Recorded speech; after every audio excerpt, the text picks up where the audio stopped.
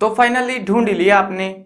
हाँ, मुझे उम्मीद थी आप ढूंढ लोगे। आज की इस वीडियो के अंदर मैं आपको बताऊंगा English grammar topic future indefinite tense. इसको मैं इस वीडियो में कवर कराने वाला हूं और बिल्कुल डिटेल में करेंगे। क्लास 8, 9, 10, 11 या 12 किसी भी क्लास में हो आपको कोई भी परेशानी इस वीडियो को देखने के बाद इस वाले टेंस में नहीं आने वाली। चलो शुरू करते हैं। मैं हूं अजय और आप देख रहे हैं CCL क्लास। अब यहाँ पे मैं आपके साथ सामने चीजें क्लियर कर देता हूँ। पहले हम जो है थोड़ा बेसिक करेंगे, मतलब नॉर्मली जैसे होता है हम बेसिक से शुरू करेंगे बिल्कुल, और फिर डिटेल में जाते जाते बताऊंगा कि कैसे जो है वर्ब्स जो आती हैं ब्रैकेट्स में उनको कैसे सोल्व किया जाता है, जो एग्जाम्स में आती है 10, 11, 12 हाई स्टैंडर्ड एग्जाम्स में आती है, तो उनको कैसे सोल्व कर सकते हैं। मैक्स लेवल तक आप पहुंच जाओगे इस वीडियो को देखने के बाद में। और हाँ, बता दूं दोस्तों कि आपके लिए मैंने जो है पूरा टेंस का टॉपिक डिटेल के साथ में और प्रैक्टिस के साथ में कवर करा रखा है, यानी कि प्रैक्टिस भी है, जो वो क्वेश्चन है जो एग्जाम्स में आए हुए हैं। तो वीडियोज को देख लेना, डिस्क्रिप्शन में लिंक मिलेगा पूरी इंग्लिश ग्रामर का। जिस भी टॉपिक में आपको डाउट लगता है, बाकी के भी टॉपिक है, आर्टिकल हो गए, मॉडल्स हो गए और भी बहुत सारे हैं, तो जिसमें भी आपको डाउट लगे उसको देख सकते हो आप वीडियो के थ्रू। चलो अभी शुरू करते हैं। तो हमने क्या किया, हमने जो है फ्यूचर इंडेफिनिट टेंस को 3 हिस्सों में बांट रखा है। जैसे कि हम बाकी जो टेंसेज हैं उनको भी 3 हिस्सों में बांट रहे हैं, वैसे ही इसको भी हमने 3 हिस्सों में बांट रखा है, जो क्या है, सिंपल, नेगेटिव एंड इंटेरोगेटिव। ठीक है, नेगेटिव और इंटेरोगेटिव। अब जो है ना, सीन क्या रहता है, एक हमने पहचान पढ़ी थी present indefinite tense, past indefinite tense, और उन्हीं से हम पहचान बनाएंगे फ्यूचर इंडेफिनिट टेंस की। देखो हमें पता था इंडेफिनिट जो वर्ड है ना, ये जो जब ये टेंस आएगा तो इसका मतलब क्या है, इसकी पहचान हमें करनी पड़ेगी ता नाम के शब्द से।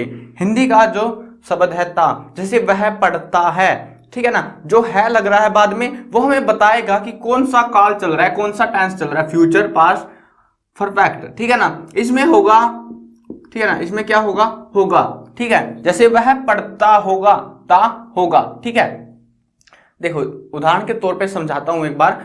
वह पढ़ता है, ठीक है, ता है, तो प्रेजेंट इंडेफिनिट टेंस। वह पढ़ता था, तो पास्ट इंडेफिनिट टेंस।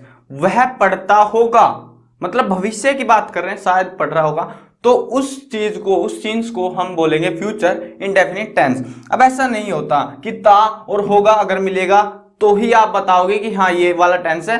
हम डिटेल में करेंगे इन बाकी चीजों को कि कैसे हम गैस कर सकते हैं। कुछ स्टूडेंट्स का क्या होता है, हिंदी बनाने में ही घपला हो जाता है, सेंटेंस ऐसा लंबा सा सेंटेंस दे देंगे और फिर हम हिंदी गलत बना देते हैं, उसकी नंबर नहीं कटेगा। सारी चीजें जो वर्ड्स है कैसे पता लगाएं, अगर आप हिंदी नहीं बना सकते उसकी सही से तो कैसे पता लगाएं, वो चीजें हमें लास्ट में पता लगेंगी। बट हाँ, अभी के लिए थोड़े से रूल जानने जरूरी हैं, क्योंकि बिना रूल्स के आप ये चीजें याद नहीं रख सकते।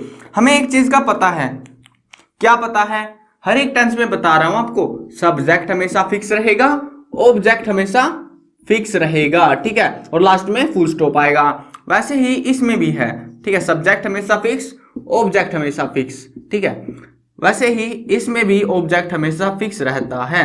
अब ये तो हो गया, चलो जो भी है, लेकिन ये खाली इकलौती ऐसी चीज नहीं है, यहां पे एक और चीज होती है, वर्ब, क्रिया, है ना। वर्ब आती है तो वर्ब की यहां पे पहली फॉर्म आती है। आपने जितने भी इंडेफिनिट टेंसेस पढ़े हैं उसमें आपको पता होगा कि कौन सी वर्ब आती है। इंडेफिनिट, प्रेजेंट इंडेफिनिट में कौन सी आती है, वर्ब की पहली फॉर्म और उसके साथ में एस या फिर ईएस। वैसे ही पास्ट इंडेफिनिट, वर्ब की सिंपल वाले में सेकंड फॉर्म, बाकियों में फर्स्ट फॉर्म। मैंने आपको बताया था, उसको तो आप बिल्कुल अलग से पहचान कर सकते हो, बट सेम पैटर्न से अगर हम चलते जाएं तो हम देखेंगे इसमें भी पहली फॉर्म का ही इस्तेमाल होता है। ठीक है, याद रख सकते हो ये चीज। तो यहाँ पे सब्जेक्ट आएगा हमारा, ठीक है। अब देखो बहुत सारी चीजें कॉमन चल रही है हमारी, वर्ब भी कॉमन हो गई तीनों के तीनों में, ठीक है, सिंपल, नेगेटिव, इंटरोगेटिव। लेकिन फर्क कहां पे आता है, यहाँ पे जो हेल्पिंग वर्ब है ना, हेल्पिंग वर्ब होती है जो मदद करती है मेन वर्ब की, उसको हेल्पिंग वर्ब बोलते हैं। और यहाँ पे जो है हमने प्रेजेंट इंडेफिनिट टेंस के अंदर कौन सी जानी थी, सिंपल सेंटेंस में तो कुछ था नहीं, नेगेटिव वाले में डू नॉट या डू या फिर डज ऐसे वाले वर्ड्स आ रहे थे, वैसे ही पास्ट वाले में, पास्ट वाला जो टेंस था, पास्ट इंडेफिनिट टेंस, उसमें भी सिंपल वाले में कुछ नहीं था, नेगेटिव वाले में डिड का यूज कर रहे थे हम। लेकिन यहां पे सिंपल में भी हेल्पिंग वर्ब यूज होगी, नेगेटिव में भी और इंटरोगेटिव में भी। वो हेल्पिंग वर्ब रहेंगी हमारी विल या फिर सेल। कई बार जो है इनको हम मॉडल्स के तौर पे भी इस्तेमाल कर लेते हैं, लेकिन हम अभी फिलहाल टेंस समझ रहे हैं, मॉडल्स के केस में देखेंगे हम कैसे। लेकिन अगर आपको पता है कि वो फ्यूचर वाला टेंस है तो विल सेल की प्रोबेबिलिटी आपको पता लगा लेनी है। अब होता है ना कुछ, तो मतलब इनमें कैसे पता लगाएं, विल आएगा सेल आएगा, ये भी चीज है मायने रखने की। यहां पे भी विल या फिर सेल, और इसके साथ में हमें पता है क्या लगाते हैं हम, नोट, क्योंकि नेगेटिव है ना। अब देखो इनकी पहचान कैसे करें, विल की सेल की, विल या सेल, सेल या विल, कौन सा आएगा। हमने जाना था सिंगुलर में ही सी इट दिस दैट ऐसे लगते हैं, बाकी जितने बच गए मोस्टली केसेस में वो प्लूरल होते हैं। अब इसमें ऐसा नहीं है, इसमें क्या होता है, आई और वी के साथ में सेल का यूज होता है, ठीक है। इन दो वर्ड्स के साथ में वी में भी कभी कभी विल लगा दिया जाता है, वो डिपेंड करता है सिचुएशंस पे, बट हाँ मोस्ट ऑफ द केसेस स्टैंडर्डली आई और वी के साथ में सेल का प्रयोग किया जाता है। बाकी जितना भी कुछ बच गया, कुछ भी बच गया, उसमें विल का प्रयोग होगा। चाहे किसी का नाम भी आ जाए उसमें भी विल का ही प्रयोग होगा। तो ज्यादा सोचना नहीं है, आई या वी दिखे सब्जेक्ट में आपको आई या वी दिखे तो सीधा सेल ठोक देना, नहीं तो विल, ठीक है। अब ये चीज आप याद रख लोगे। अब हमने पढ़ा था इंटरोगेटिव वाले सेंटेंसेस के अंदर क्या होता है, इंटरोगेटिव वाले में जो हेल्पिंग वर्ब है ना, हमारी हेल्पिंग वर्ब वो आगे आ जाती है सब्जेक्ट के। तो हेल्पिंग वर्ब कौन सी है हमारी, विल या फिर सेल, सिंपल सी बात है। अभी ये दोनों आगे आ गई, सब्जेक्ट और वर्ब और ऑब्जेक्ट, ठीक है। लास्ट में इसमें क्या आता है, क्वेश्चन मार्क आता है, ठीक है। बाकियों में तो आएगा फुल स्टॉप, ठीक है, लेकिन इसमें आएगा क्वेश्चन मार्क। आपको नॉर्मल सी बात है, ये ज्यादा डेप्थ की चीज नहीं है, एक स्टैंडर्ड सा मैंने आउटलुक आपको दे दिया है कि कैसे आप इस टेंस के रूल्स को देखो। ऐसा नहीं होता कि हर रूल आप पहली बार में याद कर लोगे, रूल को याद करना बहुत आसान होता है, बट हाँ टेक्निक से समझोगे तो जिंदगी भर नहीं भूलोगे। क्योंकि आपकी अगर आप 8th या 9th किसी भी क्लास में हो तो क्या होगा, ये टेंसेज आपका पीछा नहीं छोड़ने वाले, 12th तक तो बिल्कुल भी नहीं। और आने वाली क्लासेस अगर आप हायर स्टडीज में जाते हो वहां पे भी आपको टेंस सीखने को मिलेगा, लेकिन एडवांस हो जाएगा थोड़ा सा और भी। क्या एडवांस हो जाएगा, वो क्वेश्चंस एडवांस हो जाएंगे जो सोल्व करने होंगे आपको, उनके जो हाव भाव जज्बात वो सारे बदल जाते हैं, वो तो पता लग जाएगा आपको। लेकिन यहाँ पे बेसिक से रूल थे जो कि 8th क्लास तक इस्तेमाल किए जाते हैं, ठीक है। अब देखते हैं ये रूल्स आपको याद हो गए होंगे, बनाने भी आ गए होंगे, ठीक है, कि क्या क्या चीजें फिक्स है और हर एक में होती है। ये ऐसा नहीं होता कि सिर्फ फ्यूचर इंडेफिनिट में होगा, लगभग सारे टेंसेज के अंदर ऐसा होता है, ठीक है। अब कुछ एग्जांपल्स देता हूं और एग्जांपल्स के थ्रू मैं आपको समझाऊंगा, क्योंकि बिना एग्जांपल अगर मैं समझाने लगा आपको तो आपको क्या समझ में आएगा, कुछ भी नहीं। रूल याद करोगे, हाँ आप होशियार हो यार, रूल याद करोगे, लेकिन फिर भी गलती कर दोगे। क्यों गलती कर दोगे, क्योंकि आपने उस चीज को प्रैक्टिकल सोल्व नहीं किया कि किस टाइप से जो क्वेश्चन आएगा उसको हैंडल करना है। चलो देखते हैं कैसे हम इनको सोल्व कर सकते हैं। तो यहां पे क्वेश्चन दे रहा हूं मैं कुछ और फिर बताता हूं आपको। आई वंडर, क्वेश्चन है हमारे पास में, आई वंडर, वंडर का मतलब होता है आश्चर्यचकित होना, ठीक है। आई वंडर इफ आई, ठीक है, यहां पे आ गई अब ब्रैकेट, ठीक है, get, I get tickets in advance, tickets in advance, ठीक है। एक तो ये हमें सोल्व करना है, उसके अलावा हम देखते हैं ये इफ यू वर्क हार्ड, ये बहुत ही सिंपल सी लाइन है, if you work hard you pass, ठीक है। ये वाले हैं, ये दो सेंटेंसेस हैं जो नॉर्मल से हैं बिल्कुल से, और देखते हैं इनको कैसे सोल्व करना है, हमको कैसी पहचान होगी इनकी। अब देखो आई वंडर, मैं अद्भुत देखो इसमें क्या होता है ना, जब फ्यूचर टेंस, तीन टेंस है हमारे पास में, प्रेजेंट, पास्ट और फ्यूचर। पहले हमें कोई भी क्वेश्चन मिले उसका ये पता लगाओ कि वो प्रेजेंट वाला है, पास्ट वाला है, फ्यूचर वाला है। अगर आप सीधा सोचोगे कि मुझे तो पता है यार, ये तो फ्यूचर इंडेफिनिट टेंस का एग्जांपल है, लेकिन अभी तो आपको पता है ये फ्यूचर इंडेफिनिट का, लेकिन अगर एग्जाम में आए तो आपको थोड़ी ना बताएंगे कि ये फ्यूचर इंडेफिनिट का है, तो पता कैसे लगाएंगे? तो हमें पहले टेंस का पता होना चाहिए कि टेंस कौन सा है, प्रेजेंट वाला है, पास्ट वाला है, फ्यूचर वाला है। पूरे का पूरा जो सेंटेंस होता है ना, पूरा सेंटेंस वो अपने हाव भाव बता देता है, कुछ वर्ड्स डिस्क्राइब करते हैं, जैसे बिफोर, लास्ट, ठीक है, ऐसे वर्ड्स क्या बताते हैं कि पास्ट वाला है, ठीक है। वैसे ही यहाँ पे कुछ वर्ड आएंगे, जैसे कि यहाँ पे इन्होंने दे रखा है एडवांस। एडवांस मतलब आगे के बारे में बात हो रही है ना, तो सिंपल पता लग गया हमें फ्यूचर वाला टेंस है ये। अब फ्यूचर वाला टेंस तो हो गया, फ्यूचर में भी चार है भाई, indefinite, continuous, perfect, perfect continuous. ये कौन से वाला है, ठीक है। I wonder if I get ticket in advance, मैं आश्चर्यचकित होता हूं जब मुझे टिकट मिल जाती है, मतलब एडवांस की टिकटें मिल जाती है, एडवांस में मिल जाती है। तो हमें पता लग गया है कि वो जो है अभी प्रेजेंट की, इंडेफिनिट की बात कर रहा है, इंडेफिनिट वाले टाइम की बात कर रहा है, उसको मिली नहीं है ticket.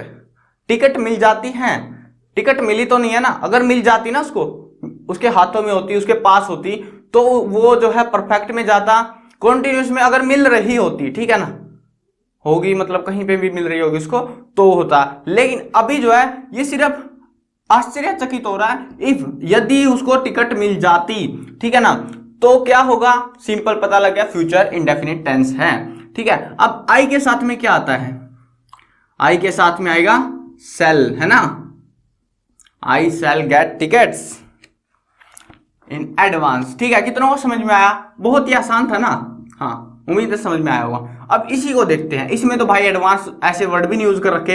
If you work hard, अगर तुम मेहनत करोगे, यू पास, तुम पास हो जाओगे, इतना तो पता लग गया, पास हो जाओगे मतलब बात आगे की हो रही है, अगर तुम करोगे तो होगे ना, तो भविष्य की बात हो रही है हमारी। अब भविष्य मतलब फ्यूचर टेंस, पता लग गया फ्यूचर वाला है, फ्यूचर के चार केस हैं, और अभी फ्यूचर वाले का पता लग गया, चार केस है हमारे पास में। इसने मेहनत की नहीं की, अभी तक नहीं की इसने, क्योंकि इसने मेहनत नहीं की तो परफेक्ट कैंसिल, कर भी नहीं रहा, ये कर भी तो नहीं रहा, इन्होंने थोड़ी ना बोला ये काम कर रहा है, नहीं कर रहा, तो वो वाला भी cancel, continuous cancel, perfect cancel. और अगर दोनों कैंसिल हो जाते हैं तो परफेक्ट कॉन्टिन्यूस अपने आप हट जाता है। वो बताऊंगा मैं आपको जब हम प्रैक्टिस करेंगे, बिल्कुल ओवरऑल टेंस का टॉपिक जैसे ही कवर हो गया अपने सारे टेंसेस, उसके बाद में मैं एक प्रैक्टिस सेट बनाऊंगा जिसमें आपको समझाऊंगा कि क्वेश्चंस को कैसे हैंडल किया जाता है और मिस्टेक नहीं करनी है। अभी के लिए समझो तो हमें पता लग चुका है कि ये इंडेफिनेट वाला टेंस है, ठीक है। If you work hard, you pass, you के साथ में क्या आएगा, सेल या फिर विल, हाँ आई और वी के साथ में सेल आता है, बाकियों के साथ में विल आता है, तो यू विल और पास के पहली फॉर्म है, पहली ही रहेगी, ठीक है ना, यू विल पास, ठीक है। कितनों को समझ में आ गया? अब मुझे मत बताओ मेरे दोस्त, बिल्कुल भी मत बताओ, क्योंकि अब आपकी परीक्षा होने वाली है, टेस्ट होने वाला है आपका इस वीडियो में ही। आप भी सोच रहे हो यार मतलब कहां से मिल गया आपको ये टीचर, लेकिन यहाँ पे टेंसेस जो है ना आपके गारंटीडली पूरे हो जाएंगे। और लिखने वालों के लिए भाई खेद है, रोक रोक के लिख लिया करो वीडियो को, बट हाँ यहाँ पे सिर्फ समझाने का मकसद है, और ऐसा मकसद मेरा है कि आप जो है इसको ऐसा समझ लो, कभी भूलो ना, जैसे मेरे टीचर ने मुझे समझाया था और आज तक मैं भूल नहीं पाया इसको। अभी जो है देखते हैं कुछ एग्जाम्पल्स एंड देखेंगे क्या आप उसको सही कर पाते हो या फिर नहीं कर पाते हो। अगर आपने सही कर लिया तो समझ जाना आपको फ्यूचर इंडेफिनिट टेंस समझ में आ चुका है, रूल्स का पता लग चुका है। चलो देखते हैं। तो यहां पे जो क्वेश्चन आ रहा है हमारे पास में, I know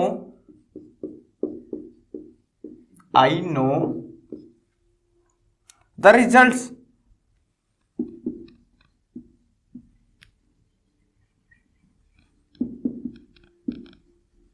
in a week's time,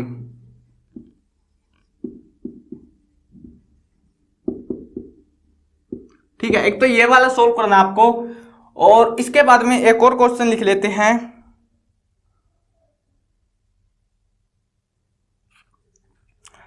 perhaps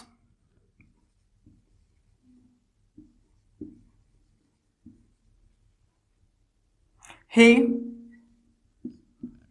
arrive in time for lunch.